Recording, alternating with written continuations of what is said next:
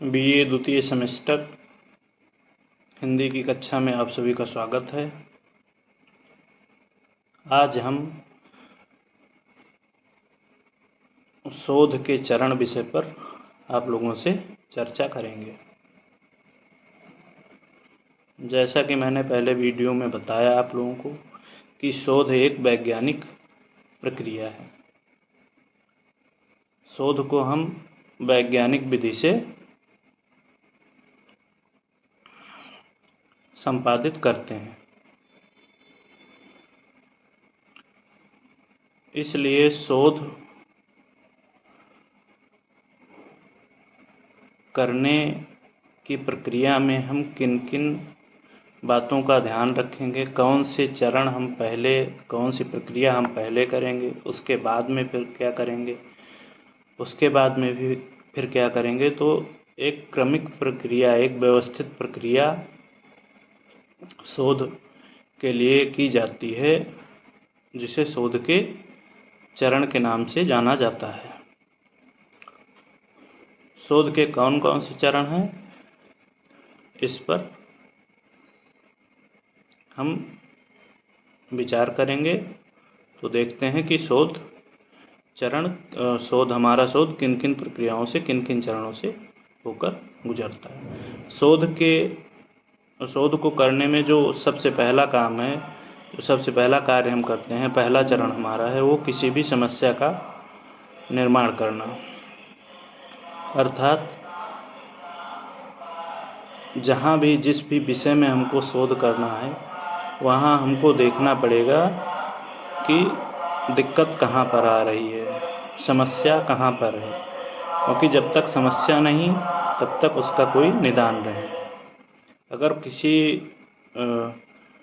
भी विषय में हम कोई निदान प्रस्तुत करना चाहते हैं, कुछ अलग करना चाहते हैं, तो हमें पहले समस्या खोजनी पड़ेगी कि यहाँ पर ये समस्या है, इस वजह से पढ़ने में दिक्कत है, या जो कुछ भी समाज इससे गलत दिशा में जा रहा है, या इस पर समाज का बुरा प्रभाव पड़ रहा है, अब इसमें संशोधन करके हमें कुछ अलग देना है।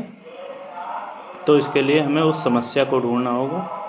तो पहला चरण जो शोध का है वो समस्या का निर्धारण करना या निर्माण करना। उसके बाद उस समस्या से संबंधित दूसरा चरण है समस्या से संबंधित साहित्य का व्यापक सर्वेक्षण।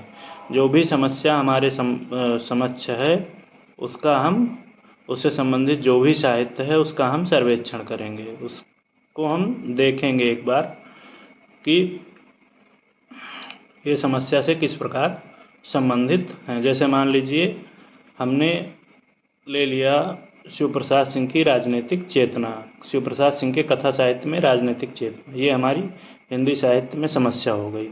अब शिव प्रसाद सिंह के जो भी उपन्यास हैं राजनीतिक चेतना से संबंधित, हम उसका अध्ययन करेंगे, पूर्वावलोकन करेंगे। साथ ही साथ जो कुछ भी राजनीतिक चेतना से संदर्भित उपन्यास शिव प्रसाद सिंह के पहले लिखे गए हैं, उसमें किस प्रकार की राजनीतिक चेतना है, कैसे, उससे संबंधित भी जो भी साहित्य है उसका हम अध्ययन करेंगे। उसके बाद में तीसरा चरण है जो शोध का, वो है परिकल्पना, हाइपोथेसिस। परिकल्पना के अंतर्गत हम शोध करने से पूर्व ही शोध का एक समाधान दे देते हैं कि हमारे शोध का ये निष्कर्ष होगा। जैसे हम शिव प्रसाद सिंह के राजनीतिक चेतना के अंतर्गत अगर हम बात कर रहे हैं, शोध कर रहे हैं, तो उसमें हम पहले से ही मान कर चलते हैं कि शिव प्रसाद सिंह के उपन्यासों में राजनीतिक चेतना है। ये हमारी पहली परिकल्पना हो जाएगी। दूसरी परिकल्पना, शिव प्रसाद सिंह के राजनीतिक चेतना उपन्यासों में राजनीतिक चेतना इन उपन्यासों में है। तीसरा, शिव प्रसाद सिंह के उपन्यासों में राजनीतिक चेतना इस प्रकार की है। इस तरीके से हम पहले से ही कुछ परिकल्पना बना लेते हैं कि ये हमारे शोध का निष्कर्ष होगा, और फिर उसी परिकल्पना के आधार पर ही, उसी परिकल्पना को सत्य साबित करने के लिए हम शोध कार्य करते हैं। उस तरीके से हम रिसर्च डिजाइन तैयार करेंगे कि हमारी जो परिकल्पनाएं हैं वो सत्य हो। परिकल्पना के अंतर्गत एक बहुत ही फेमस परिकल्पना जो बार बार पूछी जाती है, परिकल्पना की बात आई है तो मैं आप लोगों को बता दे रहा हूँ। उसमें एक होती है शून्य परिकल्पना, नल हाइपोथेसिस। शून्य परिकल्पना के अंतर्गत ये होता है कि या तो कोई चीज़ है या फिर नहीं है। जैसे हम मान लेते हैं कि शिवप्रसाद सिंह के उपन्यासों में राजनीतिक चेतना है। बस केवल हम एक ही परिकल्पना मानेंगे। तो जब हम शोध का अपना निष्कर्ष देंगे तो या तो परिकल्पना रहेगी, मतलब शिवप्रसाद सिंह के उपन्यासों में राजनीतिक चेतना रहेगी तो वो परिकल्पना सत्य सिद्ध हो जाएगी, और शिवप्रसाद सिंह के उपन्यासों में अगर राजनीतिक चेतना नहीं रहेगी तो वो परिकल्पना असत्य साबित हो जाएगी। मतलब शून्य परिकल्पना जो होती है वो या तो सत्य होती है या फिर असत्य होती है। शोध का जो चौथा चरण है उसमें हम रिसर्च डिजाइन तैयार करते हैं, अर्थात जो हमारा शोध होगा वो कितने अध्यायों में विभाजित होगा, उसके लिए हम कौन सी शोध प्रविधि का इस्तेमाल करेंगे, शोध के अंतर्गत हम कौन कौन से आधार ग्रंथ रखेंगे। इन सारी चीज़ों का एक मोटा मोटा प्रारूप हम तैयार करते हैं, जो कि शोध का चौथा चरण होता है, जिसे हम रिसर्च डिजाइन के नाम से जानते हैं। उसके बाद हम आंकड़ों का संकलन करेंगे, अर्थात जिस भी विषय पर हमको शोध करना है तो हम उस शोध से संबंधित सामग्री को इकट्ठा करेंगे। अगर हमें उपन्यासों पर करना है तो हम जिन उपन्यासों पर करना है उन उपन्यासों को इकट्ठा करेंगे। काव्य पर करना है तो हम काव्य को इकट्ठा करेंगे। तो इस तरीके से उससे संबंधित सामग्री को हम इकट्ठा करेंगे। उसके बाद शोध का अगला चरण होता है आंकड़ों का विश्लेषण। जब हमारे पास मटेरियल आ जाएगा, संबंधित विषय से संबंधित सामग्री आ जाएगी, तब फिर हम उसका विश्लेषण करेंगे। उसमें खोजेंगे कि जो हमारे शोध का विषय है उसको हम उसमें खोजने का प्रयास करेंगे कि इसमें ये चीज़ें मिल रही हैं या नहीं मिल रही हैं। जैसे मैंने बताया कि शिवप्रसाद सिंह के उपन्यासों की राजनीतिक चेतना, तो हम उपन्यासों का अध्ययन करेंगे तो उसमें देखेंगे कि राजनीतिक चेतना है कि नहीं है तो कहाँ कहाँ है, किस तरीके से। इस तरीके से हम उनके उपन्यासों का विश्लेषण करेंगे। उसके बाद जो अगला चरण है शोध का, वो है परिकल्पना की जांच। इसके अंतर्गत जो भी हाइपोथेसिस हमने बनाई है शोध से पहले कि हमारा निष्कर्ष ये होगा, उन सारे निष्कर्षों को हम जांचेंगे अध्ययन के बाद कि क्या ये निष्कर्ष हमारे सत्य हो रहे हैं, इसमें मिल रहे हैं कि नहीं मिल रहे हैं। और उस परिकल्पना को हम अपने जो भी हमने शोध किया है उसमें जांचेंगे कि हमारी जो भी बनाई हुई परिकल्पना है, कितनी परिकल्पनाएं हमारी निरस्त हो रही हैं और कितनी परिकल्पनाएं सत्य सिद्ध हो रही हैं। इसके बाद सामान्यीकरण।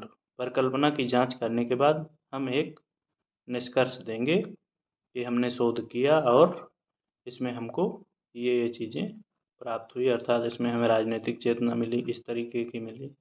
तो एक हम शोध का निष्कर्ष देंगे, और निष्कर्ष देने के बाद में हम रिसर्च रिपोर्ट तैयार करेंगे। अर्थात रिसर्च रिपोर्ट का मतलब कि जो कुछ भी हमने शोध किया उसमें किस किस तरीके से हमने शोध किया, किसकी किसकी मदद ली, कौन कौन से ग्रंथ इसको इस तरीके से मैंने पढ़ा, जो सारी चीज़ें हैं एक हम मतलब लिखित रूप में उसको तैयार करेंगे कि हमने इस तरीके से चीज़ों को किया और हम इस निष्कर्ष पर पहुँचे। तो इस तरीके से एक जो वैज्ञानिक विधि है, जो शोध का चरण है, समस्या का निर्माण से लेकर के और रिसर्च रिपोर्ट तक, इसको क्रमिक तौर पर हम फॉलो करते हुए क्रमिक तौर पर इसको अपनाते हुए हम एक शोध को, एक रिसर्च को संपूर्ण करते हैं, संपन्न करते हैं। तो ये पूरा शोध होता गया है, शोध के प्रकार और शोध के चरण क्या हैं, ये सारा मैंने आपके समक्ष रखा है। इस पर अपने विचार जो कुछ भी था।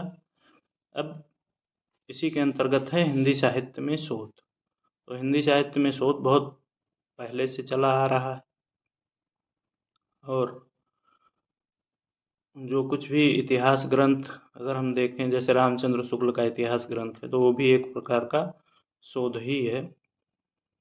उसमें भी चीज़ों को पहले जांचा गया है, परखा गया है। जो भी काल निर्धारण हो या काल विभाजन हो, वो उस समय की परिस्थितियों को, एक कालखंड के काव्य को लिया गया, एक कालखंड के गद्य साहित्य को लिया गया, फिर उसमें उसका अध्ययन किया गया। उसके बाद उसमें कौन कौन सी परिस्थितियाँ हैं, वीर गाथात्मक हैं तो उसका वीर गाथात्मक नाम, वीर गाथा काल रख दिया गया।